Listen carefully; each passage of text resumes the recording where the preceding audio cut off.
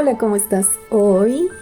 Bienvenido, bienvenida a nuestro espacio de reflexión con cafecito. Te invito como siempre a prepararte un café, té o lo que tú prefieras para pasar un rato agradable reflexionando sobre algún tema de la vida. Y el día de hoy, una vez más, estoy muy bien acompañada en el podcast porque tengo aquí conmigo a un amigo llamado Ageo Méndez, que es un pro en el violín. Él es músico de tiempo completo y tiempo extra, por lo que veo. Él nos va a contar un poco más, pero es una persona que toda su vida ha estado dedicado al arte de una u otra forma. Entiendo que el entorno familiar también tuvo que ver en esto, y de verdad yo creo que es el mejor violinista que conozco. Bueno, es muy impresionante todo lo que hace. Tiene una gran trayectoria que espero hoy conocer mejor porque no me la sé completa. Y ya no voy a quitarle más tiempo, voy a dejar que él continúe y se presente. Además de un gran violinista, es una gran persona. Así es que, Ageo, bienvenido al espacio. ¿Cómo estás? Cuéntanos. Hola, ¿qué tal? Hola a todos. Pues primero que nada, oye, muchas gracias por este espacio. La verdad es que siempre compartir un poco de lo que hacemos los artistas siempre es pues algo muy bonito, muy importante, porque podemos conectar con otras personas y pues que entiendan un poco de lo que hacemos, que de repente pienso que como que no termina de ser del todo comprendido, ¿no? Y bueno, como tú decías, soy violinista.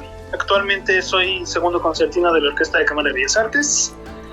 Y ¿qué más te puedo decir? Soy un apasionado de la música de cámara. Me gusta explorar distintos estilos, distintos géneros. No nada más me trato de encasillar en la música clásica. He hecho desde guapango, son, jazz, rock, pop, ¿no? Como de todo. He tratado de nutrirme. Soy fiel creyente de que no hay música mejor que otra, ¿no? Sino que de todas podemos hallar cómo enriquecer nuestro lenguaje. Perfecto, me encanta. Muchas gracias a ti por aceptar estar aquí, por regalarnos un pedacito de tu tiempo. Y me encanta porque así como tú describes a la música, yo siento que son las historias de las personas. Como que cada historia tiene un algo que nos va nutriendo para al final ir haciendo nuestro panorama, ir entendiéndonos un poco mejor. Y bueno, esta es un poco mi intención al traer estas historias al podcast. Y me interesa mucho conocer más sobre tu trayectoria. La primera pregunta que tengo para ti es: ¿cómo comenzó todo? ¿Cuándo decidiste tú dedicarte al arte? Ok, es una pregunta difícil de contestar, porque muchas veces yo siento que yo no elegí del todo la música, ¿no? Sino que ella me eligió a mí. ¿En qué sentido? Pues, como lo comentabas hace un momento, yo tuve la fortuna de crecer en un entorno familiar, pues prácticamente musical. Pues desde mi bisabuelo ya se practicaba la música. Mi bisabuelo tocaba el corno francés, fue director de la banda del estado de Querétaro. Mi abuelo después, digamos que tomó también esa pasión, fue contrabajista, tocó la trompeta, el saxofón, fue maestro del conservatorio en Querétaro. Eso por el lado de la familia de mi mamá. Curiosamente, mi mamá sí incursionó en la música, como que no se dedicó de lleno a ella. A ella le interesó más la educación. Pero mi papá sí, y de hecho así fue como ellos se conocieron. Mi papá llega al conservatorio de Querétaro, la conoce, se enamora, y el resto es historia. Entonces, bueno, llego yo al mundo y ya me encuentro con esta familia que ya era muy musical. Yo veía a mi papá tocando en las fiestas, tocando en la iglesia, o sea, como que la música estaba en todos lados. Entonces para mí era pues inevitable enamorarme de ese mundo, hasta que llegó el punto en que yo de plano le dije a mi papá: oye, yo quiero aprender, precisamente porque veía lo que provocaba en las personas, ya sea la felicidad de la fiesta, la euforia de la borrachera o el ir a comulgar a la iglesia, ¿no? Esto a mí se me hacía algo loquísimo, y fue por eso que dije: esto me gusta, esto está muy chido, quiero aprender a hacerlo. Ok. ¿Cuántos años tenías cuando le dijiste a tu papá enséñame? O... Yo tendría entre 5 y 6 años. Ok, estás bien chiquito. Sí. ¿Y cuál fue el primer instrumento que elegiste? Pues yo desde siempre quise tocar el violín Uh-huh. porque, no sé, me llamaba mucho la atención tanto su sonido como, pues, siempre se me hizo un instrumento muy alegre, muy brillante.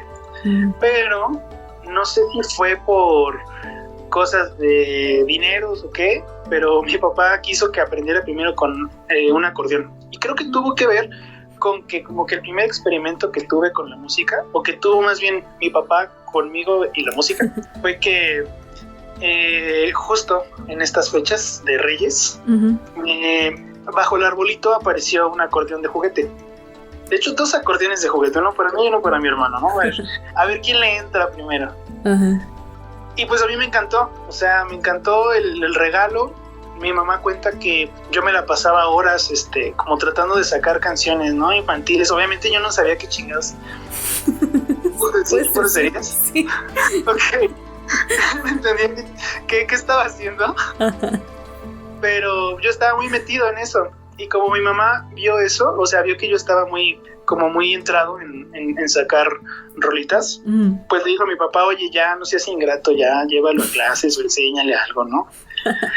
Y pues ya es que me empieza a dar mis primeras clases, me empieza a dejar los primeros ejercicios en el acordeón, me dice, mira, aquí le tienes que mover así, acá le mueves así, estudia esto y ya que lo tengas listo, vienes conmigo para revisártelo y te dejo más tarea. Uh-huh. Entonces ahí me tienes a mí todo emocionado, a ver, vamos a sacar este ejercicio. Entonces pues le hice caso, sacaba la tarea, regresaba, me dejaba más tarea, hasta que de repente ya tomaron la decisión de llevarme a clases con un maestro ya como digamos en forma, ¿no? Uh-huh. Tanto de acordeón como después de violín. Okay. Y ya con el violín me quedé. De hecho el acordeón ya tiene mucho que no lo agarro. Uh-huh. Pero sí, así fue que empecé. Ok, o sea, tu papá fue tu primer maestro. Así es. Wow. ¿Y tú en ese momento ya tenías claro que podías tener un futuro con la música? ¿Que ese era un camino para ti? Como que no sé si en ese entonces yo era consciente ya de qué significaba como dedicarte, ganar dinero y demás, pero sí sabía que era algo que quería hacer pues durante mi vida. Ok. Luego, tengo entendido que por ahí de los 7 entraste al conservatorio en Querétaro. A los 8. A los 8. ¿Y cómo fue para ti llegar ya de la educación en casa, pues con tus papás, que como quieras son tus papás, a una educación más formal en la música? Pues fue un poco difícil porque ya entrar en una escuela, digamos, pues sí, más formal, implicaba, yo le llamo tener una doble vida, porque por la mañana tenía que yo tener mis clases normales, en ese entonces en la primaria. Uh-huh. Apenas tenía yo el tiempo para comer, hacer tarea y vámonos a la otra escuela. Okay. Entonces digamos que pues era muy difícil en cuestión de, sobre todo en los primeros años era como muy pesado, ¿no? Tener 2 escuelas, pero al mismo tiempo era muy bonito porque pues conocía 2 mundos, te digo, muy diferentes, ¿no? Por un lado, mis compañeros que estaban como en un trip como muy parecido a lo que yo llamo lo usual, lo normal. Y por otro lado, los compañeros del conservatorio que ya era una onda más artística, donde hablábamos precisamente ya no era como hablar de, oye, ¿viste la caricatura? O ya viste tal juego, ¿no? Ya que era como de, oye, ¿qué pedo con lo que dijo la maestra sobre la escala? O ¿qué pedo con esto? ¿No? O sea, como que era muy curioso, como que se empezaba a ampliar mi mundo. Uh-huh. Eran esas 2 partes, ¿no? Por un lado, que era pesado porque tenía que cumplir en los 2 mundos, pero por otro lado, muy rico porque, pues sí, sentía que se estaba abriendo todo. Va. Eso está muy interesante, está muy padre. Y creo que, al menos yo nunca lo había pensado, que claro, si empiezas en la música desde chiquito, pues le tienes que dedicar un chorro de tiempo y entonces no hay tiempo para jugar, ver la tele en la tarde, ir a fiestas de tus amiguitos. Exactamente. ¿Y nunca te pesó así hacer eso? Es que curiosamente encontraba el tiempo. No sé qué pasa cuando uno es morro, pero encuentra el tiempo para hacer todo. O sea, yo lo que luego aplicaba es que pues luego dejaba la tarea así en lo que pasaba en la lista para entregar tarea, yo estaba en chingue haciendo la tarea, ¿sabes? Entonces era como de que, pues, sí, uno encuentra la manera, ¿no? Entonces realmente no me pesó. Tal vez en donde pudo haber pesado un poco fue que a mí me llamaba también mucho la atención el fútbol. Y resulta que, bueno, yo sentía que tenía mucha facilidad también, me iba muy bien, entré a la selección en la escuela y llegó un punto en que ya no podían convivir las dos porque ya tenía que tomar yo tiempo del que yo usaba para estudiar música, para irme a entrenar o para irme a jugar un partido importante, y al final pues ganó la música. Oye, qué fuerte. ¿Cuántos años tenías cuando te enfrentaste a esa decisión? Eso ya fue más adelante, fue por ahí de los tal vez 12 años, 13, ya en la secundaria. Sí, ya estabas ancianísimo. Sí. Uh-huh. ¿Qué fue lo que hizo que ganara la música? Pues me gustaba más el mundo de la música, en el sentido de que el nivel de competencia se vivía muy diferente. Como que en el fútbol era como, pues era ganarte el puesto titular, ¿no? Uh-huh. Y yo veía que como que era muy duro, o sea, que tenía que dedicarle prácticamente las mismas horas que yo le dedicaba a mi instrumento, ¿no? Uh-huh. Y en la música era muy distinto porque tal vez como siempre me sentí muy familiarizado con ese mundo, yo sentía que se me iban abriendo las puertas, simplemente se me iban abriendo, y también como que yo sentía que era un ambiente mucho más sano, más ameno, ¿no? No lo sentía como una presión tal cual. Tal vez más adelante sí lo sentí, ya que llegó la hora de elegir una carrera como tal, pero en ese momento, digamos que era muy claro para mí. Vale. En el podcast, pues yo siempre estoy hablando de estas cosas que ya sabes, ¿no? La magia, sincronicidades, la vida un poco, y llevo 3-4 entrevistas antes que esta, y casi todos, o más bien todos los artistas que he entrevistado me han dicho que como que mágicamente se van abriendo caminos, o mágicamente como que la vida te va empujando. ¿Sí lo ves? Exactamente. De hecho, es curioso porque sí se siente así, incluso obviamente hay un trabajo detrás, pero yo no dejo como de también admirar que se abren esas puertas, y hasta cierto punto también sentirme como privilegiado, ¿no? De tener esas oportunidades y de, pues sí, tener la posibilidad de competir por ellas, ¿no? Y hacer que esas puertas valgan la pena, ¿no? Ok. Que esa es otra cosa en la que van coincidiendo, como el sentirse privilegiados de poder. Ah, mira, curioso. Expresar, sí. Está muy padre.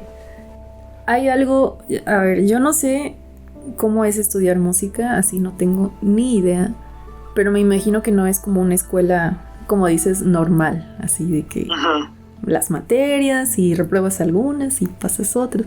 ¿Cómo es estudiar música? ¿Cómo es este momento de ya elegir una carrera? ¿Mucha gente se sale al momento de elegir una carrera? Pues mira, es curioso que dices que no es como una escuela normal. Yo curiosamente sí sentí eso al inicio, ¿no? Sobre todo en el conservatorio, porque pues tal cual, así como en la escuela, digamos, en la primera llevas tus materias de matemáticas, historia, biología, etc. Acá también había materias. Llevábamos historia de la música, llevábamos solfeo, que sería como tu materia de español o de lenguaje. Llevábamos la materia de coro, la materia de instrumento, la materia de orquesta.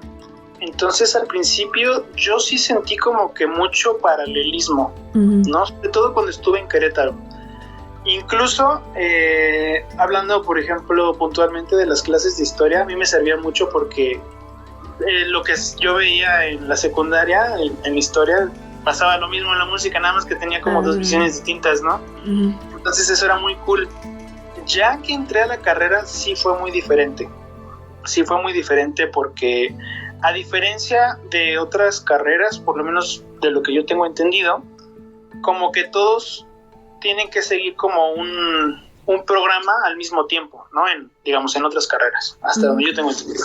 Sí. Y acá no, acá, si bien tienes que ir cumpliendo con tus materias y tus tiempos, también como que es muy personalizado, o sea, dependiendo de cómo vas avanzando en el instrumento, qué tipo de obras tocas, qué se te hace fácil, qué no se te hace fácil, es tan personalizado que de hecho las titulaciones son individuales. No es como que una generación se titula, digamos, todos al mismo tiempo ¿cómo se dice? Sí, no todos al mismo tiempo se reciben, ¿no? De licenciados, sino que acá cada quien hace, de hecho su examen es un concierto. Órale. Y te califican y pasas o no pasas, ¿no? Incluso de eso depende de que también te vayan en esas calificaciones. Algunos hacen tesis o tesina y algunos no. Entonces en ese sentido sí es muy diferente. ¿Y tú tuviste algún problema, duda existencial al momento de elegir carrera? ¿Hubo alguna parte de ti que dudara así de no, mejor? Sí, justo durante la prepa. Es que está muy cañón porque sí, como que mi mayor crisis fue durante la prepa. Por un lado, porque yo tuve un maestro que, si bien yo lo estimo mucho, él era muy duro conmigo. Y ahora entiendo por qué era duro, porque ya uno que empieza a entrar en el ámbito profesional, la competencia es fuerte y hay muchísima gente que toca muy bien y uno pues tiene que llegar y, digamos, mostrar que te hace diferente a ellos y que te hace especial, ¿no? Entonces, como que el responder esa pregunta del qué te hace diferente y especial en la música es bien, bien difícil. Bueno, en cualquier arte, ¿no? Sí. Entonces, cuando empecé a ver lo cabrón que estaba, empecé yo a dudar, ¿no? Porque además también en la prepa pues llevábamos una materia que tenía que ver con qué íbamos a elegir, creo que se llama vocación profesional o algo así. Y la materia también nos invitaba a ver, no nada más cerrarse a una sola opción, ¿no? Entonces yo me acuerdo que me llamaba también mucho la atención la historia, la filosofía, y las matemáticas, ¿no? Entonces, como que durante un tiempo yo sí empecé a dudar, o sea, de ¿realmente estoy hecho para esto? O sea, como para subirme a ese nivel de competencia. Incluso hubo una ocasión en que yo estuve a punto de dejarlo ahí. Me sentí muy pequeño después, y tiene que ver, te digo, con que a lo mejor en ese momento fue muy duro para mí, como ese golpe de realidad que me daba este maestro. Pero mi papá habló conmigo, me acuerdo que tuve una charla con él como muy, muy seria, en la que me dijo, no, pues mira, primero que nada voltea hacia atrás, mira todo lo que has hecho, y date cuenta, o sea, lo que puedes hacer ahora, de dónde empezaste, dónde estás, y ponte a pensar en qué te gustaría hacer con eso, ¿no? Eso me dio pues mucha reflexión que hacer, y a la par de eso salió una oportunidad para estudiar en la Ciudad de México. Se abrieron unas becas y justo este maestro del que te hablo me dijo, oye, pues aprovecha de una vez, pruébate para que conozcas el nivel de competencia, para ver qué tan apto, ¿no? Podía ser yo para subirme a ese tren. Entonces dije, pues no puedo perder nada. Para eso yo ya había hecho audiciones antes para pertenecer a una orquesta infantil que se hace a nivel nacional, y de hecho con ellos me fui de gira y todo. Entonces como que yo ya tenía cierta experiencia. Entonces dije, pues hago la audición y afortunadamente quedo. Pues ahí fue como de, no, pues sí, entonces esto es lo mío, no podía yo desaprovechar. Te digo, se abre esa puerta, pues vámonos, de aquí soy. Y a partir de ahí pues ya todo fue para arriba. Ok, wow. Que también yo siento, y ya me ha tocado también estar del otro lado, que los profes, los buenos profes, cuando ven que una persona tiene potencial, pues a veces la empujan un poquito más, un poquito más de presión pues justo para que esa persona se dé cuenta, para que empiece a liberar más potencial y agarrar confianza. Sí, para no relajarse, ¿no? Sino todo lo contrario, aprovecharlo. Exacto. ¿Pensaste en alguna otra opción de carrera cuando estabas en este momento de duda? Creo que los dos más fuertes entraban en algo de historia o de filosofía. Como que siempre fue algo de humanidades. Ya, como quiera no ibas a estar muy lejos de... Ajá, sí, exacto. Va. Antes de seguir más adelante en el tiempo, yo recuerdo que una vez me dijiste que tú empezaste a tocar ya en presentaciones en público en secundaria, ¿sí? No, desde la primaria. Desde la primaria, ok. Sí, era raro, para mí era una cosa rara, pero sí.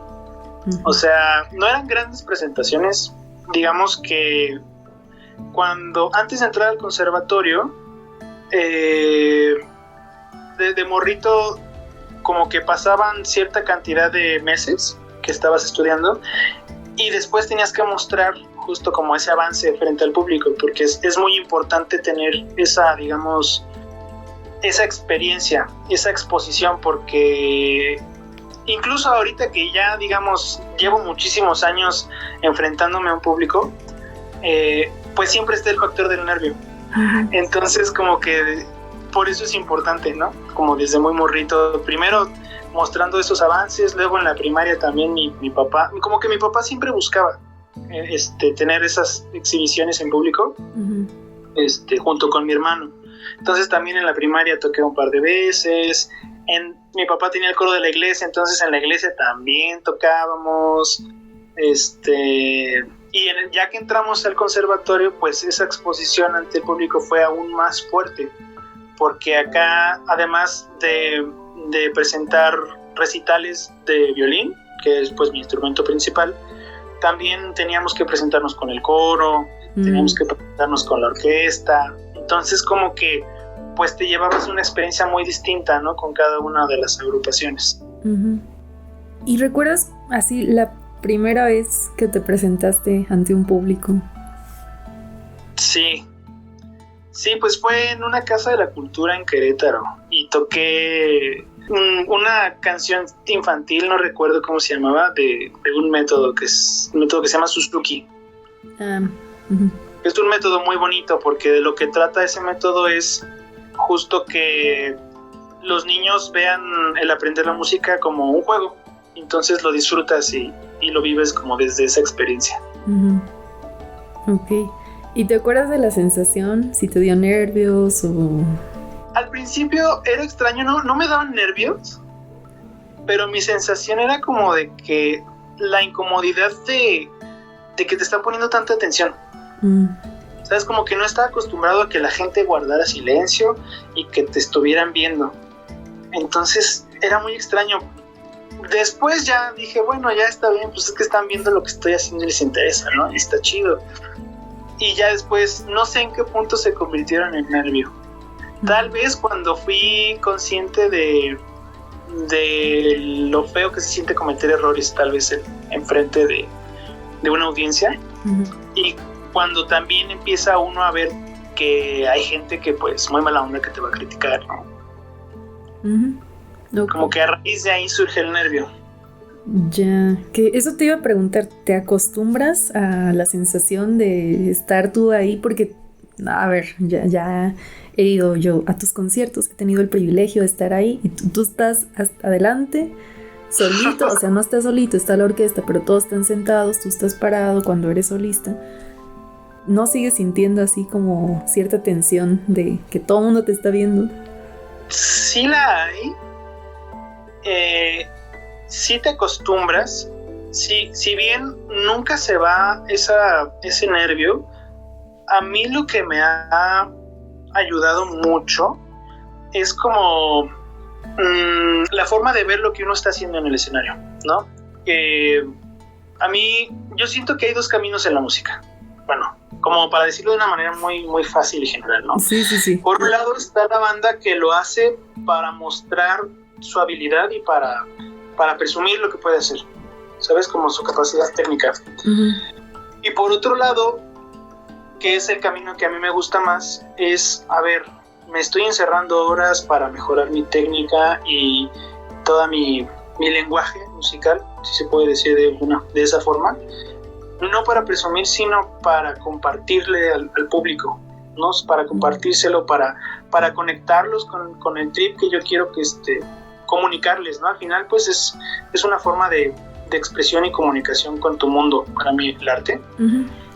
Y eso a mí me da como más paz estando en el escenario, porque ya no me preocupa si en ese momento surge un error, ¿no? Porque pues finalmente pues somos humanos. Si bien vamos a hacer siempre lo posible por no cagarla, siempre puede pasar cualquier cosa. El problema es cuando nos clavamos demasiado ahí y ya no disfrutas lo que estás haciendo en ese momento, en el presente. Uh-huh. Y al no disfrutarlo, ya no logras conectar igual con el público, ¿ves? Uh-huh. Entonces, si yo entro más bien pensando en que voy a compartir, lo disfruto y el público también se queda súper agradecido, porque muchas veces ni siquiera notan los errores, ¿no? Sino se quedan más bien con la sensación que les dejas. Uh-huh. Y además es más duradera. Sí. No sé si eché mucho choro.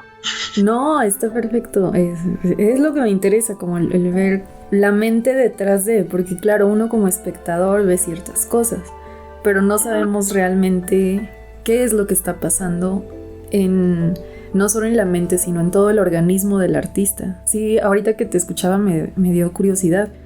¿Tú estás pensando en algo cuando estás ahí arriba tocando, o nada más estás sintiendo, o es una combinación de las dos? Como que es una combinación de las dos. Depende mucho de lo que uno esté tocando, ¿sabes? Porque el arte evoca cosas. Uh-huh. Y siempre están diferentes. Puede evocar imágenes, puede evocar una historia, puede evocar energía, ¿no? Un claro ejemplo es, por ejemplo, cuando toqué las 4 estaciones. A mí lo que me ayudó mucho fue imaginar que estoy contando una historia. Que claro, además las estaciones son muy fáciles porque Vivaldi dejó unos sonetos, ¿no? Donde te está diciendo de qué trata cada una de las estaciones. Entonces, precisamente yo me imaginaba que mientras las estaba tocando estaba declamando de alguna forma los sonetos y contando, te digo, esa historia, ¿no? En la primavera, justo el despertar de la naturaleza, los pájaros volando, uno se pierde de repente, sus papás lo buscan, lo encuentran y se van todos felices. Luego el pastor está durmiendo en el campo mientras está soñando con seres mágicos como hadas y demás. Y un perro está ladrando a lo lejos, o sea, como que ¿ves? Ajá. Entonces, en ese aspecto siento que justo como es un arte escénico al final, también uno tiene cierta onda actoral, uh-huh, de performance. Sí, sí. Te digo, como que dependiendo de lo que uno toca, entra en el papel. Ok, va. Y bueno, ya empezamos a tocar estos temas, ya empezaste a decirme, pero me interesa hacerte la pregunta así tal cual. ¿Para ti qué es el arte? Para mí el arte es la manera en que nos expresamos y nos conectamos con todo lo que está a nuestro alrededor. Uh-huh. Para mí es como traducir lo que a mí me hace sentir, no sé, un atardecer, lo que me hace sentir un momento de paz, lo que me hace sentir un momento de angustia, un momento de alegría, ¿no? Pueden ser momentos, te digo, evocar recuerdos, pero al final de todo es justo comunicar cómo me relaciono con todo y hacer que en el concierto lograr que toda la audiencia junto contigo, junto con la orquesta, se conecten. ¿Ves? O sea, sí, es eso. Ok. ¿Y en qué momento tú empiezas a sentirte artista? A decir, ya estoy aquí, ya puedo hacer esto, ya. En el momento en el que tengo claro lo que quiero comunicar. Es en el momento en el que dejo de pensar incluso que estoy tocando el violín, sino que estoy como ahí presente, conviviendo, ¿no? Desde esa experiencia con las demás personas. Uh-huh. Ok. Sí. Digo, si estoy choreando mucho también me puedes decir. No, está perfecto. El punto es que chorees. Eso es lo padre el día de hoy. Yo pienso que ser artista requiere mucha valentía y también te lo quiero reconocer el día de hoy aquí públicamente. Yo te admiro bastante porque además de este tema de la sensibilidad artística, como que tienes bastantes aterrizadas muchas cosas. Y yo pienso que es muy complicado, o al menos desde mi perspectiva, salir al mundo con algo que tú haces. Así salir a hacer tu performance, tu actuación, tu expresión y decir aquí está, y es como poner un pedacito de tu alma ahí para que el mundo lo tenga. ¿Cómo vences ese miedito que decías hace rato? Como o el tema de la exposición. O sea, ya me dijiste que enfocándote en el que estás compartiendo, pero ¿te da miedo todavía cuando sales así Pues es que yo no le llamaría miedo. Más bien uno está como con cierta expectativa de lo que quiera que suceda. O sea, como que uno mientras está practicando está formándose en su cabeza qué quiere que suceda. El problema es cuando nos aferramos a esa idea de que a huevo tiene que ser de la forma en la que me imaginé. Como que uno tiene que estar abierto a cualquier cosa que suceda, sea que alguien tosió en la audiencia, sea que sonó un celular por ahí, o que sea que, no sé, se me olvidó esta parte o esta nota, pero luego me volví a acordar, ¿no? Porque muchas veces pasa que durante un concierto sucede algo que está fuera de nuestro control y empezamos a desconectarnos.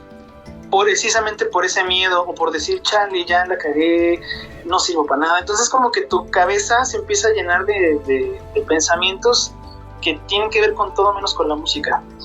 Entonces, mientras más uno deja ir eso, como que puedes disfrutar más, ¿no? O sea, justo te digo, el nervio y todo lo que viene antes tiene que ver con esa expectativa que ya uno pone sobre su propio trabajo, sobre lo que va a causar también en la audiencia, ¿no? Sí, es cierto. Entonces la onda es desapegarse de eso.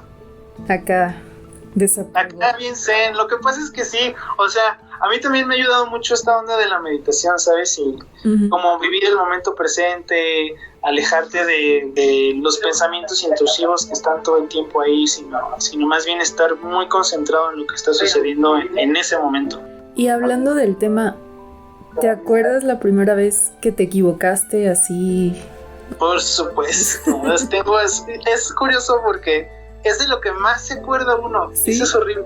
Sí. Yo, por ejemplo, estando chavito, recuerdo muy bien uno de mis conciertos en el conservatorio, en donde teníamos, como que todo empezó porque nos obligaron a tocar de memoria, ¿sabes? Entonces ya a mí desde que yo tengo un problema personal en el que si alguien me pide o me obliga a hacer algo, como que lo hago como a regañadientes, ¿no? Es algo que tengo que trabajar. Entonces, por lo mismo de que me estaban diciendo, no, es que es obligatorio tocar de memoria y no sé qué, como que generé cierta resistencia y me costó trabajo memorizar. Recuerdo que llegué a la presentación y se me borró el cassette, o sea, así de que tal cual no pude terminar la rola y me tuve que bajar del escenario así, todo triste. De hecho, me costó, después de esa experiencia, me costó muchísimo trabajo volver a tocar de memoria. Años trabajando para quitarme como esa sensación fea. ¿Y recuerdas cómo lo lograste? Sí, un amigo mío, que le mando saludos si nos escucha, Alberto, es un amigo pianista que estudió en la Superior de Música. Me mostró un método que prácticamente era como hacer un mapa mental de lo que estás tocando. Entonces, pase lo que pase, o sea, de que si se te fue, justo te digo, se te fue la memoria en el pasaje, no importa, porque como conoces el mapa, te agarras luego. Y no es como de que, me equivoqué, entres en pánico y todo tu mapa se borró. Así fue como lo logré. Ok, qué padre. También algo que yo creo es que hay ciertos amigos, o no necesariamente amigos, pero a veces hay personas que se cruzan en tu camino que te ayudan un chorro, que yo sí creo que algunos de los amigos o todos son como maestros de vida, como que te van enseñando. Completamente. También me gustaría saber, ¿qué es lo que tú crees que hace a un buen maestro? Un buen maestro no hace moldes de sus alumnos, moldes de sí mismo de sus alumnos. Un buen maestro te comparte sus conocimientos y sus experiencias, incluso las buenas y las malas, también donde la cagó uno, para ayudar a que cada alumno encuentre su propio camino. Uh-huh. Eso para mí es un buen maestro. Les da las herramientas además para ir como superando cada dificultad, no solo musical, sino también profesionalmente. Va. Me acabo de acordar que también eres maestro. Al final vamos a poner los datos por si alguien quiere aprender violín. Sí, pero ¿hay algún maestro que tú recuerdes así, no sé, alguna frase o algún aprendizaje, enseñanza que te haya dejado, que para ti haya sido como un antes y un después, que digas, no manches, esto lo sigo aplicando desde hace... Pues es que todos. Yo recuerdo, por ejemplo, de mi maestra de la carrera, la maestra Vera Kulkova. Uh-huh. Yo recuerdo que una vez me dijo que no existe música mala, existe mal músico. En el sentido de que un buen músico debe tener la capacidad tanto técnica como emocional para que, sin importar lo que esté escrito en el papel, puedas hacer sentir algo a la audiencia. Uh-huh. Eso se me quedó muy grabado y me ha ayudado a quitarme también. Muchas veces como músicos tenemos el juicio de que hay música horrible, ¿no? Y entonces generamos resistencia y ni siquiera ponemos un poquito de empeño en sacarle jugo. Pasa muchísimo con la música contemporánea, por ejemplo. Mucha gente dice, no, es que son ruiditos y no hay melodía y no tiene nada de sentido. Y es como de, ok, sí, no tiene melodía, tiene ruidos y lo que tú quieras, pero te está invitando a que sin esa guía llamada melodía puedas sentir algo, aunque no sea algo que tú quieres sentir, ¿ves? O sea, con la música clásica es como de, ay, qué bonito los pajaritos y qué bonitos los violines, qué bonito suena el oboe, ¿no? Sí. Y la música contemporánea no siempre busca eso, sino que busca, quiero que escuches este sonido que es horrible, estoy raspando el violín, pero es que justo quiero que sientas eso, ¿no? O quiero que los cantantes griten aquí porque, no sé, leí un texto que habla sobre tal cosa y no sé qué. Y cuando realmente logras agarrar ese tipo de obras y que la gente las disfrute, o sea, disfrute sentir esa angustia, es como muy cool. Justo es de las cosas que me gusta, por ejemplo, cuando he incursionado en música contemporánea. Sí. Y ahora que lo mencionas, ¿tú cómo crees que la música influye en la sociedad? No pienso que la música influye en la sociedad, sino que la sociedad influye en la música y el arte que se está haciendo hoy en día. Por ejemplo, yo no pienso que el corrido tumbado, el reggaetón y todos estos géneros que estén sucediendo hoy en día sean los culpables de que la sociedad esté como esté. Yo siento que más bien es al revés. Todo lo que está sucediendo en la sociedad hace que la música se torne a eso, porque el arte precisamente, o sea, una cosa que es el arte también es el reflejo de lo que está sucediendo digamos, en este plano, en esta realidad, y también es una necesidad que tiene, digamos, que la sociedad, con todo esto que está tan tenso y todo esto horrible que está pasando, ¿qué pasa? Pues se va a ver obligada a sentir que necesita este tipo de música como para entender a un nivel como más emocional o más profundo lo que significa. No sé si es claro lo que dije. Sí, me recordaste a una maestra de arquitectura, de historia de la arquitectura, Lilian, muy buena, que también nos decía, la arquitectura no es lo que marca el estilo, o sea, no es como que alguien se pone a construir una catedral gótica y dice, a partir de aquí ya todo es gótico, ¿no? Aquí estamos en el gótico, sino que la arquitectura es como la roncha en el cuerpo humano, como el síntoma de lo que está pasando en el fondo. Exactamente. Entonces con la música ya lo estoy viendo también. Bueno, sí, de hecho, hay un claro ejemplo. O sea, antes del siglo XX ya ves que la sociedad se manejaba había un rey o alguien arriba de todos y todo tenía que acomodarse hacia esa persona y lo que mandaba y lo que tú quieras, ¿no? Uh-huh. En ese entonces la música precisamente así era. O sea, las tonalidades, esos son. Las tonalidades es que un grupo de notas se acomodan y tienen tensión o tienen distensión dependiendo de la nota que está en el centro, ¿no?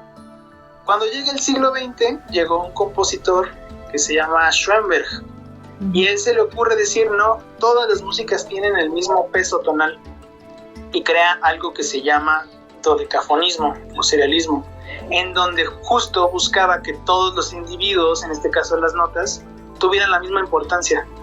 O sea, el comunismo, no. Y luego el comunismo es otra cosa. O sea, es interesante cómo observar cómo se relaciona, ¿no?, una cosa con la otra. Sí, está muy interesante. Y bueno, te voy a contar algo que tal vez no tiene nada que ver, o sí, no sé, ya tú me dirás. Pero ahora que estaba más con el tema de los estudios en psicoanálisis, con la pintura en el expresionismo alemán, que pues todo era así como que muy realista, y en el Renacimiento ya sabes, las proporciones, la luz, el romanticismo, luces y sombras, como que todo iba muy ordenadito de cierta forma, muy acorde a las proporciones humanas y del espacio y todo. Y de pronto llega el expresionismo alemán, que son estas pinturas que ya eran más bien como manchas, esta famosa del grito, pues que ya se trataba no de plasmar en la pintura lo que uno ve o lo que percibimos, sino las sensaciones que despierta en mi interior lo que yo estoy viendo. Los paisajes pueden tener cielos rojos, y lo que despiertan en mi interior es así como esta sensación de, no sé, desesperanza, o eso que justo coincide con los temas históricos de aquella época. Ya después en Alemania pues pasaron muchas cosas que hoy no vamos a hablar de eso, pero pues sí se ve que el arte empieza a reflejar ciertas cuestiones de las inquietudes sociales de sus épocas. Entonces sí te entiendo, sí coincido también, y me parece bien interesante eso. Sí, está bien loco. Por ejemplo, si haces alguna vez el ejercicio o el experimento de escuchar música como muy antigua y luego ir avanzando como rola por rola, y lo vas viendo como justo con pintura, o lo comparas con arquitectura, cómo va cambiando también, como que cobra cierto sentido. También esto de lo que estamos hablando, de cómo es un reflejo. Ok, entonces los corridos tumbados son el reflejo de cómo está la sociedad del día de hoy. Exactamente. Vale.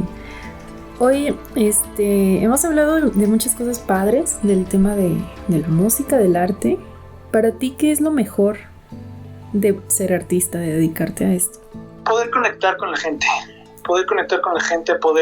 yo sé que ya dije mucho la palabra compartir, pero eso es lo que a mí me gusta. O sea, es lo que se me hace muy rico a mí cuando realmente veo que puedo conmover a alguien del público con una sola persona que sienta que entendió o que se conectó conmigo, con lo que estoy haciendo.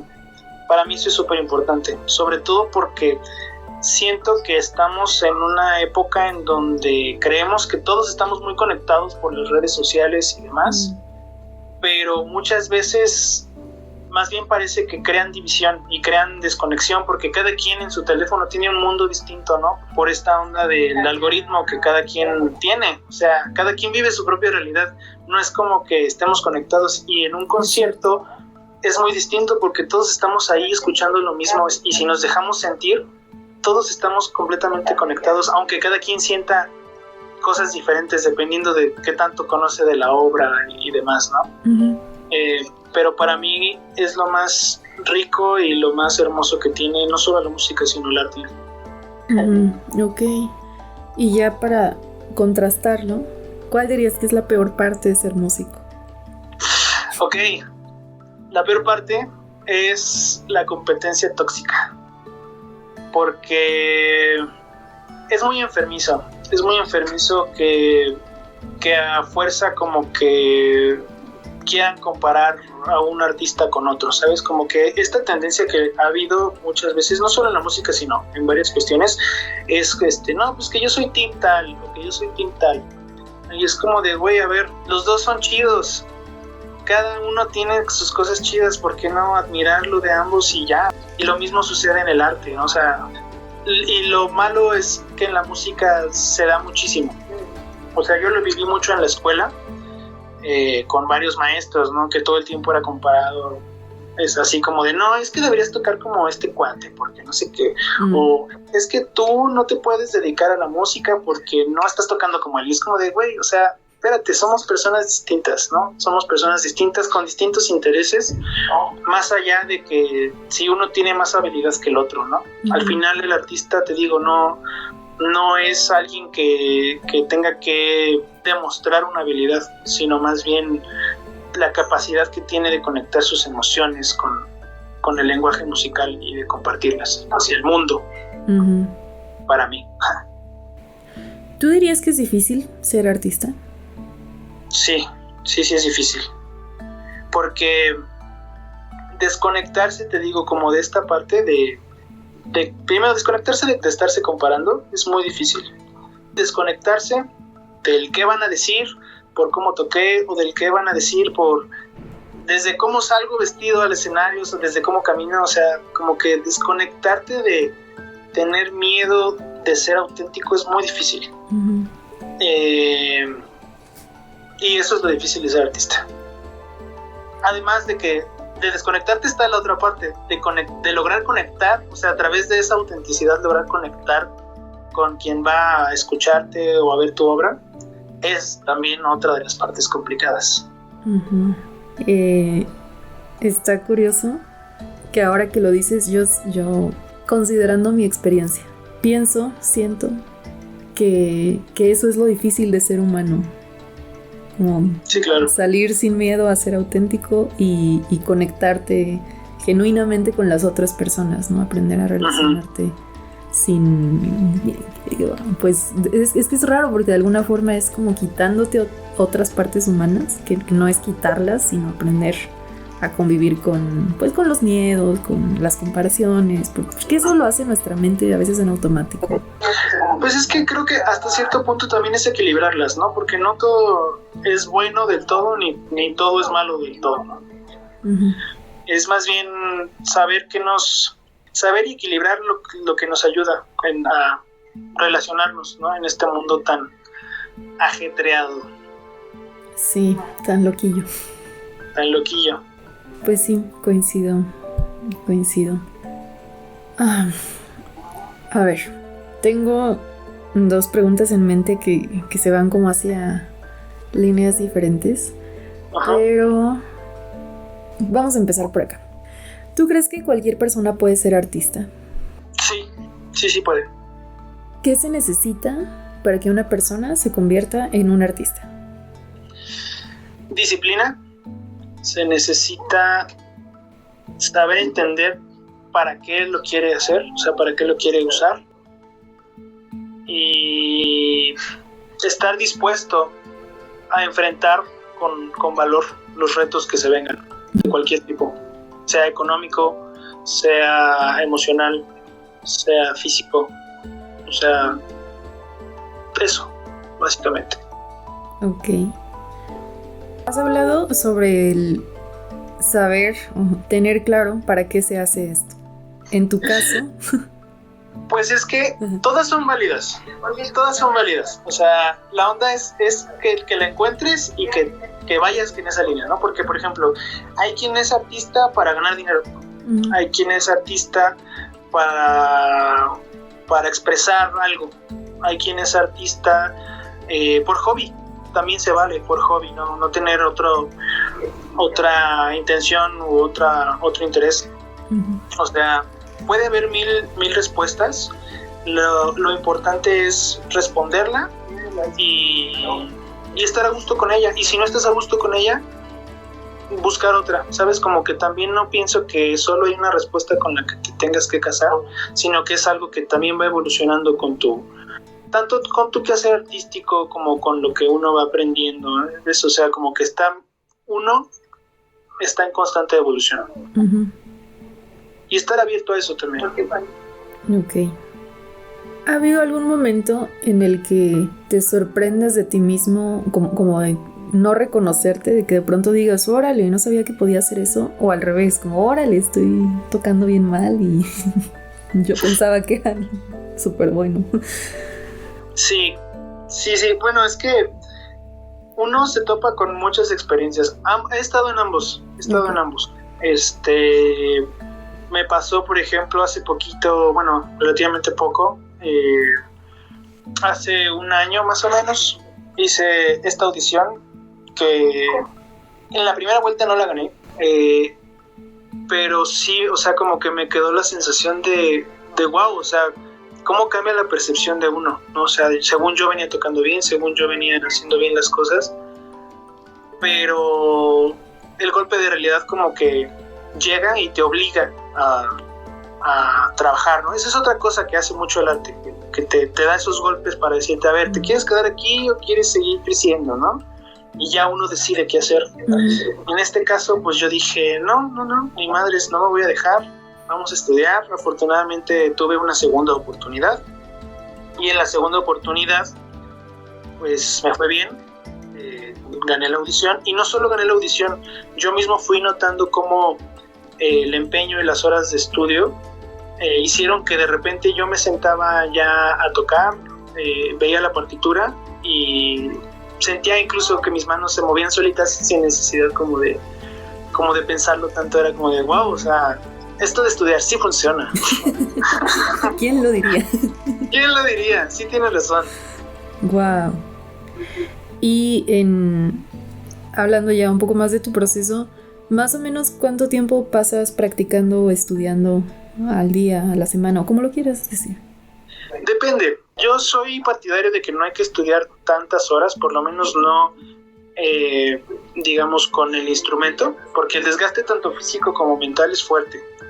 Pero cuando, por ejemplo, para prepararme para esta audición, yo procuraba, incluso me tenía que poner un tope de 4 horas.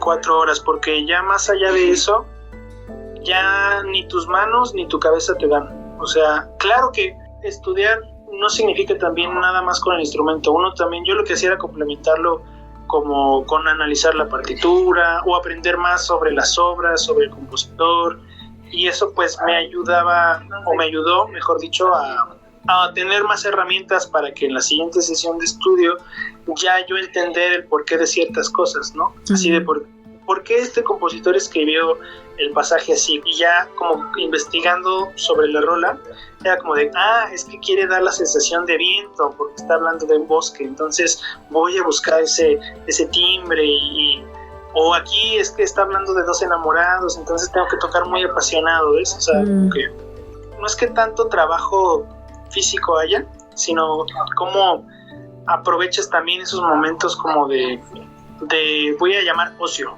Va. ¿Y tú cómo te das cuenta cuando estás yendo por buen camino en tu práctica, en tu trabajo, en tu vida? Cuando siento que las puertas que se van abriendo, las oportunidades se van dando. Cuando veo que empiezan a reconocer mi trabajo, que empiezo a conectar con las personas, que de alguna manera siento que mi entorno va cambiando. Okay. Tengo yo la posibilidad como de influir de alguna forma. De acuerdo. La otra cuestión, que va en la otra línea que te decía hace rato, tiene que ver con los ingresos. Ahorita que decías de enfrentarte a todos los retos, mencionaste lo económico. Y claro, tú empezaste a presentarte desde muy chiquito, pero ¿en qué momento empezaste a ganar dinero? Me da risa porque es muy chistoso para mí, porque el primer evento en donde ya empecé a cobrar, y no por decisión propia, sino porque la persona que nos contrató a mi hermano y a mí no nos quiso dejar sin paga. Pero digamos que el primer trabajo que yo tuve remunerado fue, mi tío fue director de teatro. Estuvo en un teatro en Querétaro que se llama Cómicos de la Legua, que pertenece a la Universidad Autónoma de Querétaro. Amo ese teatro, sí. Entonces, durante la temporada de pastorelas, nos pidió a mi hermano y a mí que abriéramos una de las llamadas. Entonces no recuerdo si en la primera o segunda llamada salíamos a tocar nosotros. Tocábamos 2, 3 rolitas y ya nos daban de cenar, y aparte pues nos daba o sea, algo significativo, ¿no? No sé, 50 pesos o así. Uh-huh. Pero pues nosotros íbamos bien contentos, así de, ay, nos van a pagar por tocar. Qué padre. Es que siento que ese es un momento muy significativo para cualquier artista, como el primer pago que te dan por tu trabajo. Y el siguiente que siento que es muy significativo es cuando empiezas a valorar, a poner en perspectiva, y hacia allá va mi siguiente pregunta, de saber cómo cobrar. ¿Cómo empiezas tú a agarrar este sentido de seguridad, de decir, no, pues es que ya estoy tocando bien, ya voy a cobrar tanto, o ya, pues no sé, no tengo idea tampoco cuánto pagan en el mundo de la música, entonces que digas, pues este salario que me ofrecen sí es bueno, o a lo mejor no. ¿Cómo tienes tú esa referencia? No te voy a mentir, al principio es muy difícil como justo elegir qué valor monetario le vas a poner a tu trabajo, pero conforme te vas dando cuenta, o sea, uno va empezando a tener sus primeros trabajos, ¿no?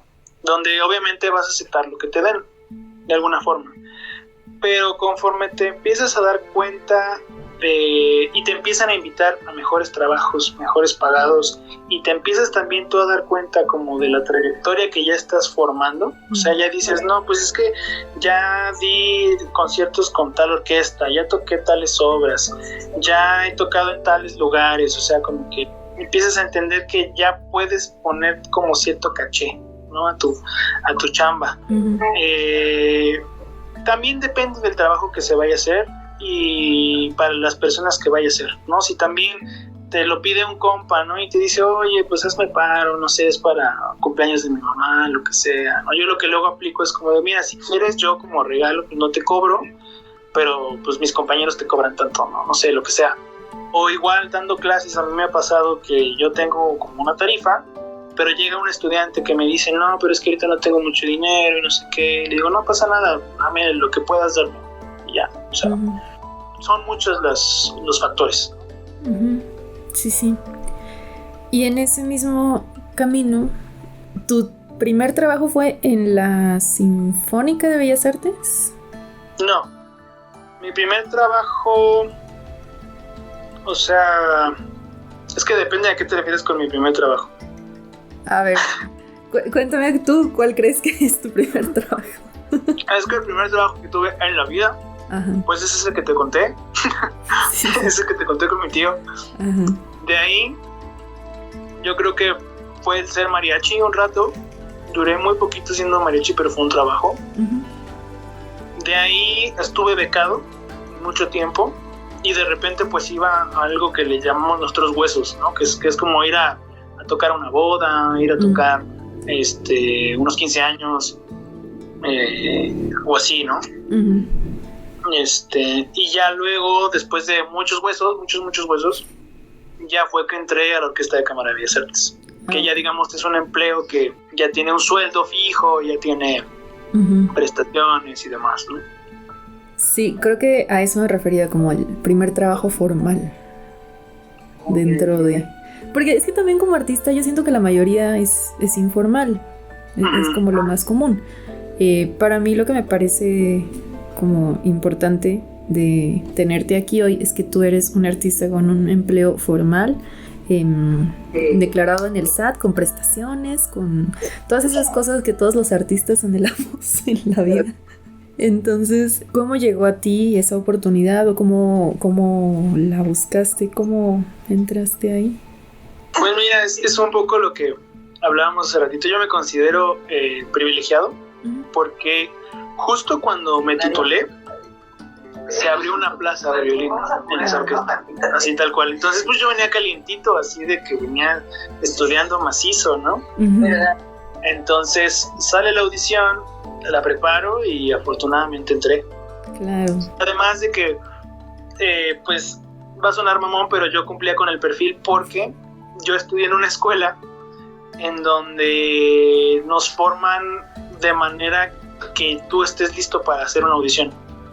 O sea, en los exámenes no nada más tocábamos, digamos, las obras que requería el nivel, ¿no? Sino que también nos pedían, por ejemplo, pasajes orquestales. Y el formato era casi como si estuvieras haciendo una audición enfrente de unos maestros que los veías y te estaban calificando. Entonces yo llegué a la audición y fue una sensación súper familiar para mí. Sí, tenía que ser la magia de la vida actuando. Tal cual. De hecho me costó más trabajo esta última audición que hice, porque ya no tenía esa práctica. Oh, ya. Es que bueno, a ver, hay algo que quiero comentar porque tu audición fue la de concertino, ¿no? Así es. Ese es como en las orquestas hay una... Mejor tú explícales, porque yo... Pues básicamente hay una jerarquía, ¿no? Como en todas las chambas. Uh-huh. Digamos que, bueno, está toda la parte administrativa que se encarga de gestionar todo dónde van a ser los conciertos y todo eso, ¿no? Y luego está la parte artística, en donde la cabeza es el director de la orquesta. Uh-huh. Luego está el concertino. Luego están los principales de cada sección y ya después están las filas, se les llama. Uh-huh. Entonces digamos que yo soy el tercero, digamos, al mando, porque es de segundo concertino. Uh-huh. Ok. Como el jefe directo de la orquesta. Sí. ¿Y qué tal la presión de ser jefe de una orquesta? Es difícil la verdad, porque si bien yo ya tenía experiencia estando en ese puesto, yo tenía experiencia, pero a nivel estudiantil, ¿no? Cuando estuve yo en la Chávez, en la orquesta fui concertino como por 2 o 3 años. Entonces ya sabía más o menos tratar con el puesto, ya sabía tratar con los directores, pero cuando llegué a este nivel profesional, pues es que se vuelve algo bien complicado, porque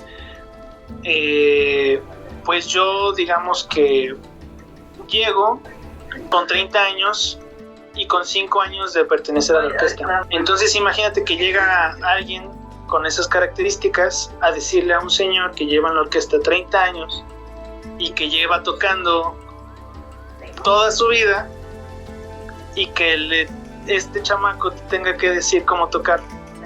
Entonces es muy difícil como saber cómo comunicarte de la mejor manera con las personas sin crear conflictos.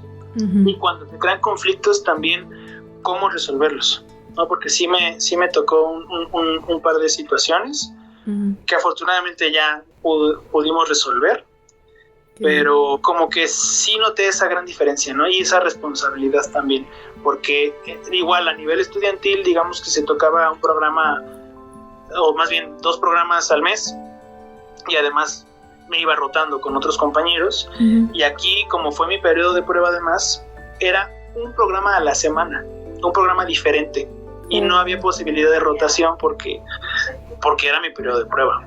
Entonces, además de también, o sea, de dar indicaciones, uno tiene que poner arcos, que lo que significa básicamente es como poner la coreografía de cómo vamos a ir tocando con los arcos y hacia abajo, hacia arriba, porque tenemos que ir juntitos para que se vea bonito, ¿ves? Te digo que es algo escénico. Entonces, preparar todo eso, que todos tus pasajes salgan, si hay solos que estén bien tocados y que no te pongas nervioso y que saques la casta, ¿sabes? O sea, además de que yo estoy muy contento de estar en la orquesta de cámara, porque si bien es, digamos, dentro de la música clásica el formato que a mí más me gusta, porque yo siento que es como el más íntimo, porque somos poquitos, a diferencia de la orquesta sinfónica, y además porque eso también te permite estar más cerca del público, ¿no? Como que es otro tipo de sonido, no es tan grande, ¿no? Y con mucha gente y un coro de 1000 voces, no, aquí somos 20 personas que nos ponemos de acuerdo, y además todos cuerdas, ¿no? Sí. Además de que me gusta por eso, es que es un ensamble muy, muy versátil, ¿no? Por ejemplo, esta temporada pasada tuvimos oportunidad de hacer el guapango, hicimos música contemporánea, hicimos música barroca, hicimos música del periodo clásico, hicimos son cubano, o sea, me tocó improvisar también, o sea, como que Órale. Y para mí es muy rico porque puedo ampliar, ¿no? O sea, mi posibilidad de lenguaje musical y aprender. Por eso lo que decía cuando abrimos la entrevista, o sea, yo soy partidario de que debemos valorar y también aprender de todos los géneros de música, más como artistas, como que no cerrarnos y decir, no, es que la música clásica es lo mejor que existe. Es como de, a ver, carnal, espérate, estamos en 2026 y hay muchísimas corrientes musicales que surgieron por algo, ¿no? Entonces vamos a darnos la oportunidad de entenderlas y de abordarlas, ¿por qué no? Uh-huh. Sí, sí es cierto. Además, bueno, yo me he dado cuenta que conozco muchos artistas y muchos músicos. A lo largo de mi vida he tenido la oportunidad de convivir con muchos músicos, para bien y para mal, no es cierto, pero sí se da mucho esto de que como que se dividen mucho por género, ¿no? Uno es bien metalero y puro metal, otros son muy electrónicos y pura música electrónica y lo demás. Y tú que estás en la música clásica, que uno podría pensar que es lo más conservador, puritano, y bueno, no sé cómo sean los otros músicos, ¿no? Pero tú vienes aquí a decirme, no, está padre. Al rato me voy a ir a tocar un corrido tumbado. Ah, no, ¿verdad? Una balada, pop. Cosas así. Entonces, está padre, digo, yo sé que cada quien tiene su perspectiva, cada artista es diferente y muy respetable todo, pero yo también creo que es muy enriquecedor poder tener un panorama más amplio. Con respecto a esto mismo de ampliar el panorama, tú empezaste a hacer tus propios proyectos después. ¿Quieres contarnos un poco de cómo ha ido eso? Pues, lo que pasa es que yo siempre he sido fan de hacer, te digo, muchas cosas, o sea... Luego me da mucha risa que platico con mis amigos, le digo, no, güey, es que estoy bien cansado porque estoy haciendo un buen de cosas y no sé, y así les digo, yo no sé de dónde salió tanta chamba. Y se ríen y me dicen, güey, pero es que tú siempre has estado así, o sea, ¿de qué estás hablando, no? Y es que justo como que desde la carrera siempre me ha interesado conocer todo tipo, tanto de ensambles como de música, ¿no? Hablando de la música de cámara, pues hay muchos formatos, está el cuarteto de cuerdas, está el trío de piano, está el quinteto mixto, o sea, muchos, la orquesta misma de cámara. Entonces como que siento que a mí me ha gustado porque quedarme con un solo tipo de formato y un solo tipo de ensamble, como que me encasilla, lo mismo que con el género, ¿ves? Entonces, bueno, eso para decir que siempre he estado de loco haciendo mil cosas. Y ahorita, por ejemplo, ¿no? Tengo este trabajo, digamos, de base, que es la orquesta de cámara, y al mismo tiempo estoy en un ensamble que se llama Ensamble Vórtice. Ahí tengo la posibilidad de hacer música contemporánea, y no solo de la que son ruiditos, sino también hacemos música para películas, hacemos guapango de repente, hacemos tango, hacemos rock, también me toca hacer con ellos. Tengo un cuarteto de cuerdas que es como que por excelencia el ensamble de cámara, porque hay música de todas las épocas prácticamente, de los grandes genios para ese ensamble. ¿Qué más? Por un tiempo estuve en un ensamble de música barroca, que ahorita pues desafortunadamente no hemos podido tener tanta actividad porque como que ya no hay tanto apoyo, digamos, gubernamental, ¿no? Ya hay que buscar más una onda privada, que no deja de ser complejo, ¿no? Sí. Y eso, bueno, eso y no sé si también entre como mis proyectos de dar clases. Pero también. Yo digo que sí entra, pero no sé, tú dime. Yo recuerdo que alguna vez tú andabas haciendo un arreglo. ¿Tú compones? No me he animado a componer, pero sí he incursionado en la onda de hacer arreglos. Uh-huh. Como que siento que es otra forma de abordar el lenguaje musical.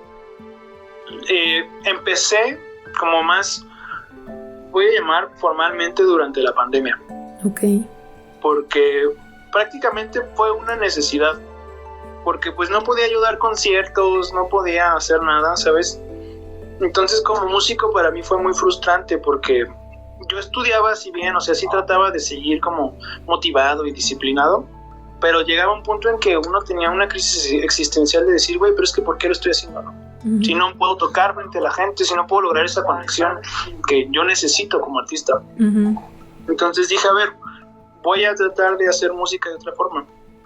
Entonces agarré y me puse a hacer arreglos primero así, pues de música a mí me gustaran, ¿no? Hice arreglos de música de los Beatles. Ya después que dije, a ver, ahora sí voy a hacer algo más retador, decidí hacer un arreglo para violín y orquesta de cuerdas de unas piezas de mi compositor mexicano favorito, que es Silvestre Revueltas. Originalmente es una obra para violín y piano, y yo me acuerdo que en ese entonces pues yo veía mucho una orquesta que es de cámara, que es la de Australia, y de repente me topé con que estaban tocando un arreglo de otra obra para violín y piano, pero de Beethoven, y yo dije, no más, estaría bien chido hacer eso con música mexicana. Y yo dije, pues venga, de aquí soy. Y lo bueno de hacerlo es que ya después, ya que se abrió todo, después de la pandemia, pues ya tuve chance de estrenar mi arreglo con la orquesta de cámara. Sí, me acuerdo. Pero eso casi no lo hago. O sea, casi no hago arreglos porque, pues es que las horas que uno pasa estudiando son las que se tendría que invertir en sentarse y escribir el arreglo, ¿no? ¿Y ahí cómo fue? ¿Tú llegaste con el director? No, bueno, fue al contrario. O sea, como yo era el nuevo de la orquesta, y como te digo, yo venía como muy fresquito de la carrera y todo, pues yo destacaba, ¿no? Digamos, porque venía chavo y como con todas las ganas también de tocar bien, ¿no? Sí. Entonces un día de la nada el director de ese entonces, que fue Ludwig Carrasco, se me acerca y me dice, oye, ¿y a ti no te interesaría tocar algo de solista? Y yo de ahí me agarré y dije, sí, claro, de hecho, maestro, ¿qué cree? Tengo un arreglo muy interesante de Revueltas. Y dijo, no, pues está muy chido, pues vamos a hacerlo. Y así fue como se dio. Qué genial. Sí, no venía preparado, pero aquí está mi arreglo. Sí, la verdad no, pero aquí están las partituras. Qué genial. Es que eso también es algo que me he encontrado. Muchas de estas frases de las oportunidades y la inspiración llegan, pero te tienen que encontrar trabajando. Exacto. Hay una frase también de otro maestro que tuve, que es amigo de mí, es maestro y amigo, se llama Iván López Reynoso. Él me dio clase de dirección orquestal, porque también me llamó la atención. Me sigue llamando la atención de vez en cuando, como que es una relación amor y odio con esa, digamos, esa parte musical. Pero justo es una frase como de que las oportunidades ahí están, solo que cuando te lleguen, tienes que estar listo para aprovecharlas. Y la única manera es justo estudiando, preparándote, siendo curioso y buscando qué más puedes aprender y cómo puedes enriquecer tanto tus herramientas técnicas como tu lenguaje musical, ¿no? Ok. Y ahora que hablabas sobre esta orquesta australiana, el arreglo de los Beatles, me gustaría saber qué tipo de música ha sido como tu mayor influencia en tu presentarte como artista ante el mundo.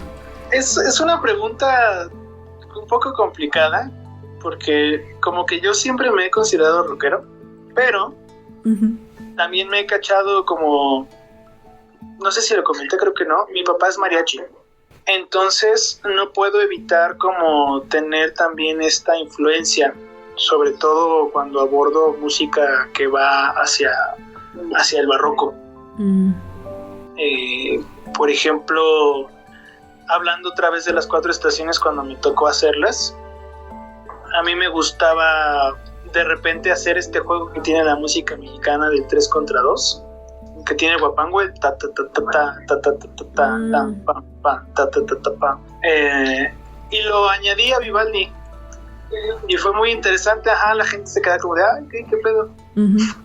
Entonces digamos que yo no considero que tenga como que una sola influencia de género, como que lo que yo voy aprendiendo de los géneros que voy abordando, llámese música contemporánea, llámese guapango, llámese rock, llámese jazz, de alguna forma trato de incorporarlo a mis herramientas a la hora de que me enfrento a una obra. Va. ¿No habías dicho que tu papá es mariachi? Habías dicho que tú trabajaste en el mariachi, pues sí. Porque tu papá es mariachi. Por eso trabajé en mariachi, ahora todo hace sentido. Sí. ¿No te gustó la idea de seguir con el mariachi? Lo que pasa es que fue en un momento muy complicado cuando estuve de mariachi. Yo estaba en ese momento en la secundaria. Entonces era muy pesado para mí estar en la secundaria en la mañana, luego en la tarde ir al conservatorio y luego en la noche irme de mariachi, ¿ves? O sea, era como de, no podía llevar triple vida, o sea, entonces duré, te digo, como 2 o 3 meses y ya tuve que decirle a mi papá, oye, está muy chido, estoy aprendiendo mucho, pero estoy muy cansado, o sea, no puedo hacer esto, o le echo las ganas a la escuela o me voy por este lado. Uh-huh. Ya fue que justo mi papá dijo, no, pues mejor vete por este otro lado. Hasta ahorita no me arrepiento de haber tomado esa decisión. Qué bueno. Yo no sé tanto de música, a mí me gustó mucho la música clásica desde toda la vida. Por alguna razón, mis papás nos ponían música clásica de niños, como para dormir y así. Y no sé, me gustó. Pero sí es cierto que está presente, o bueno, yo me acuerdo de las cosas que tú has comentado, esta mezcla entre lo clásico y el guapango principalmente, pero como la música mexicana que se va dando. Y también, pues a mí me parece bien interesante esto de mezclar todas las cosas que vas aprendiendo en distintas áreas y llevarlas a tu práctica, tu expresión musical. ¿Alguna vez has sentido como que alguna parte de ti no encajaba dentro de la música?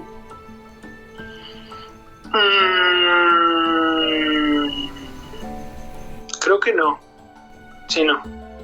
Va. Yo sé que está un poco abstracta esa pregunta, pero... Sí, como que no. Y tiene mucho que ver con que te digo, o sea, como que siempre fue un mundo muy familiar para mí, que prácticamente desde que nací estuvo presente. Uh-huh.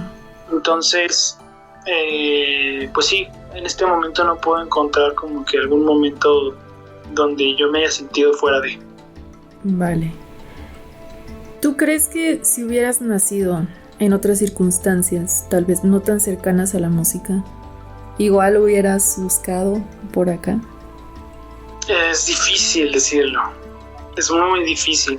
O sea, yo muchas veces me he topado con compañeros que son los únicos músicos en su familia y yo los admiro muchísimo porque es prácticamente nadar contracorriente en el sentido de que son muy pocas las familias de no músicos, sobre todo en México, que apoyan al 100% a sus hijos, ¿sabes? Normalmente es la típica frase de no, te vas a morir de hambre, que no sé qué, mejor haces esta otra cosa, lo que sea, ¿no? O que los obligan a hacer 2 carreras al mismo tiempo, ¿no? Tengo amigos que al mismo tiempo que están en música estaban estudiando psicología o que estaban estudiando al mismo tiempo medicina, o sea, y es como de, güey, o sea, ¿a qué hora, no? Y eso, pues por mantener contentos, ¿no? A la familia. Entonces, mis respetos para ellos. Yo la verdad no sé si sería músico si mis circunstancias habrían sido otras. Ok. Y haciéndole honor a la bendita frase, ¿por qué crees que existe esta creencia de que los artistas se mueren de hambre? Porque se cree que la única manera de dedicarte a la música, por ejemplo, es yéndote a tocar al cafecito o justo nada más tocar en bodas o siendo mariachi, que no, obvio, no denigro para nada esos trabajos, tienen todo su mérito y todo su trabajo detrás, pero es que el campo de la música es muy amplio, muy muy amplio, así como de cualquier otra profesión. Entonces, más bien lo que tienen que entender es que sí, el mundo es muy competitivo, pero es como cualquier otra profesión. Mientras tú sepas cómo irte, o sea, mientras obviamente seas disciplinado con tu arte, mientras también sepas cómo relacionarte en el mundo laboral, en este caso de la música, pues las puertas se van a empezar a abrir y vas a poder encontrar tanto proyectos como un trabajo estable, ¿sabes? Te digo, como cualquier otra profesión, porque también los abogados tienen que chingarle y tienen que estar estudiando y no de entrada, luego estar en un buffet, ¿no?, de abogados. De repente tienen que estar de independientes y buscarle, o sea, igual los doctores, o sea, como que tenemos que quitarnos esa mentalidad de que los artistas somos los únicos que vamos a batallarle, ¿no? Uh-huh.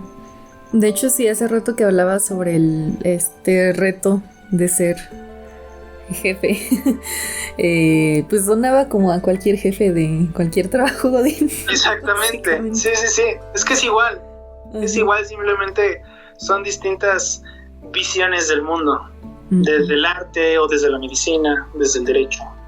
Sí. Desde la arquitectura. Sí. También, que últimamente también ha sido un tema.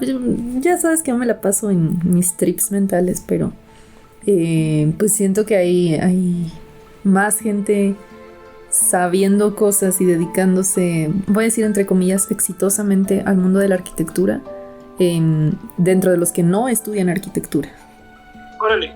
Porque no sé, o tal vez es un caso particular que me tocó a mí y a ciertas colegas cercanos, que pues estas ideas preconcebidas de cómo creemos que funciona el mundo, y cuando salimos y nos topamos con otra realidad, y no sé, yo tengo amigas que siguieron dentro de la arquitectura, que tienen un trabajo, digamos, estable, que no se sienten exitosas, no se sienten así como bien dentro del mundo, y más allá de mis amigas también conozco a otros arquitectos que, como en todos lados, como en todas las profesiones, pues hay personas que han encontrado su camino, que es algo que les apasiona y se han podido acomodar, y hay personas que no, pero también conozco muchas personas que no tienen ningún estudio relacionado a, y simplemente por la práctica entraron a alguna empresa, no sé, puestos de intendencia en empresas del gobierno o en constructoras, y fueron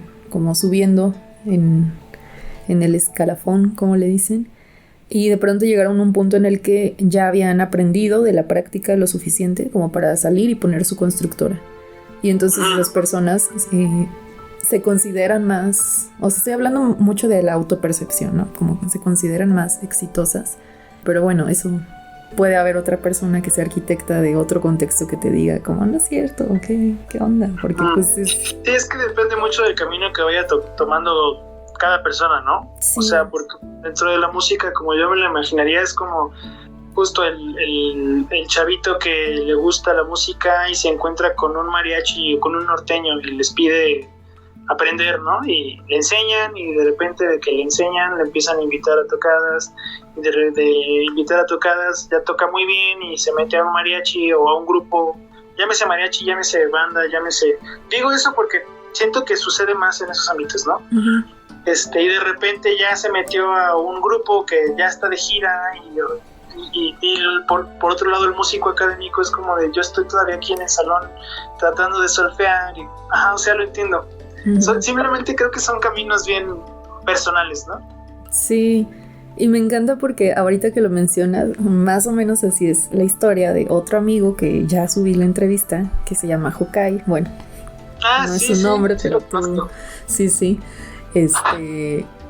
Él me contaba que más o menos así fue. Él se encontró a alguien tocando en la calle, le dijo enséñame, y empezó a formar parte de un mariachi, y pues así el camino opuesto, ¿no? Yo siento que en la música está esa parte académica, de educación formal, y la parte más informal, y por cualquiera de los dos caminos puedes hacer carrera y ser muy exitoso y lograr sí, claro, lo que sea que quieras lograr, ¿no? Pero claro, cada quien tiene su manera de... ¿Tú tienes alguna pieza favorita, alguna obra favorita de las que tú hayas? Híjole, no. O sea, es que tanta la música que decir solo una pieza es muy discriminatorio. Ok. Me imagino que sí, es complejo. Es que hay demasiado, y no solo dentro de la música clásica, sino dentro de la música popular también, ¿sabes? Como que es demasiado. Uh-huh. Sí, y bueno, ahora sí, de los músicos que tú admiras, ¿tienes alguien en mente que tú digas, esta persona me gusta un buen, o ya sea por su trayectoria o por su obra o su camino? Pues como violinista admiro mucho a Augustin Heilig. Me parece un violinista, un artista que está muy equilibrado, ¿no? O sea, en el aspecto en los aspectos que hemos hablado, ¿no? Tanto en la parte técnica tiene una solvencia impresionante. He tenido la oportunidad de verlo en vivo, de tocar incluso con él dentro de la orquesta. Y por otro lado, la profundidad con la que te transmite lo que toca es impresionante. Es de los pocos artistas como que me han llegado así profundamente y me han hecho llegar a las lágrimas en la sala de conciertos. Okay. Es el que se me viene a la mente justo ahora. Ajá. Eso está muy interesante también. ¿Tú cuál dirías que es ese factor que hace que alguien pueda transmitir tanto al grado de conmoverte hasta las lágrimas? Tiene que ver con la conexión de la que te hablo. Tienes que conectar a un nivel muy, como tocar fibras muy profundas de la audiencia. Y acá, bueno, digamos que la otra dificultad es que estamos hablando de música que no tiene letra. O sea, no te está hablando con palabras, sino con sonido puro. Entonces siento que esa es la manera. Realmente conectar, hacer que el público mismo conecte con sus sentimientos y con incluso recuerdos o lo que quieras que le mueven, ¿no? Que te conmueven. Es que esa es la manera. Sí, eso es bien mágico de la música y bien padre. ¿Cómo puede contener tanto en algo aparentemente, entre comillas, tan poco, ¿no? Una nota musical, pero realmente todo lo que hay detrás. Y tiene que ver con lo que te digo, o sea, la intención que se pone en cada nota. Al final es un discurso, ¿no? Yo lo vivo como un discurso que vas creando, ¿no? O sea, una frase musical es igual que como vas leyendo poesía, ¿no? Y tiene su nacimiento, tiene su desarrollo, su clímax, ¿no? Y su desenlace. Yo tengo, por ejemplo, una memoria muy, muy chida. Tuve la oportunidad de tocar con la Joven Orquesta de España. Y me fui de gira con ellos y tocamos la novena de Mahler, que es una obra súper, súper intensa porque fue lo último que escribió antes de morir, y en ella puedes escuchar desde el inicio como él murió de una enfermedad del corazón. Entonces en el inicio incluso puedes escuchar como las taquicardias, sabes, como de que su corazón ya no está funcionando bien. Órale. Para mí era muy claro como que cuando estaba recordando su juventud, sus hijos, ¿no? Como el aferrarse a la vida. Y en el último movimiento escuchas cómo se va apagando poco a poco la vida hasta que se va. De hecho estuvo muy cañón porque recuerdo que en un concierto, o sea, se quedó en silencio la sala, ya que dejamos de tocar, fácil 1 minuto o 2, o sea, como de que todos estábamos así como guardando luto, ¿sabes? Y se sentía como que muy fuerte ese sentimiento de la muerte, ¿no? De que acabó la sinfonía, así como acabó la vida de Mahler, ¿no? Sí. Entonces, o sea, el lograr ese tipo de discurso, sea a través de la composición, sea a través de dar un concierto, sea a través de dirigir a una orquesta, pues es muy mágico, sobre todo cuando el público lo entiende. Hace poco, me ha estado saliendo un chorro información con respecto a una obra que no sé si es esta misma que mencionas, pero era un compositor, músico, también de hace tiempo, no me acuerdo bien de los detalles, pero que le escribía esta obra como con el episodio de la Pasión de Cristo en mente y la Virgen, se me olvidó cómo se llama esta Virgen de los Dolores o algo así. Me va a disculpar la gente porque no me acuerdo bien de las situaciones, pero justamente que él tenía una situación de salud en la que él ya sabía que se iba a morir y le escribe esta pieza pues pensando en la Madre de Jesús, en la Virgen, cuando está viendo a su hijo morir en la cruz. Wow. Y entonces también como que era un análisis de esa obra que decían justamente es que aquí en esta parte se siente como estás presenciando el camino hacia el fin de la vida, no nada más desde la perspectiva de María viendo a Jesús morir, sino sabiendo que el compositor se veía a sí mismo como en el camino. Sí, claro. A la muerte. Sí, es que te digo, o sea, todo el arte va de eso, como de qué quieres comunicar, ¿no? O sea, hay temas, y de todos los temas, o sea, ahorita hablamos de la muerte, ¿no? Pero también, por ejemplo, si vamos con Beethoven, él habla mucho del camino del héroe, ¿no? Él se sentía un héroe en el sentido de, wow, me estoy quedando sordo, pero tengo la capacidad de escribir este tipo de obras y quiero enfrentarme a la adversidad que es mi sordera y salir adelante. Y para él eso era un héroe, como que sin importar la dificultad que se te presenta, sales adelante. Y sus obras van de eso, sus sinfonías sobre todo, o sea, tiene la tercera se llama Heroica, precisamente por eso, porque te pone el viaje del héroe. Ahora. Bach, por ejemplo, se mete con temas más espirituales, ofrendar a Dios, ¿no? Tu vida, tu arte, o sea, como que cada compositor tiene su trip, es muy interesante. Ahorita te digo, hablamos mucho de la muerte porque Mahler justo tiene un tema con la muerte, pero cada artista encuentra qué quiere comunicar a través de su arte. Sí.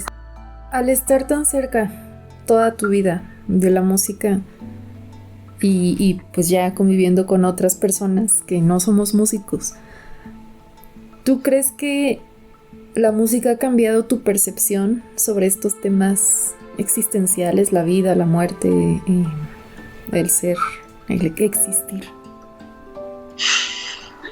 Sí, yo diría que sí. Porque ser músico y sobre todo intérprete, o sea, como intérprete, yo tengo la fortuna de explorar distintos lenguajes y distintos, ¿cómo decirlo?, intenciones de comunicar música, ¿no? O sea, no nada más es la mía propia, sino yo también tengo que entender la de los compositores.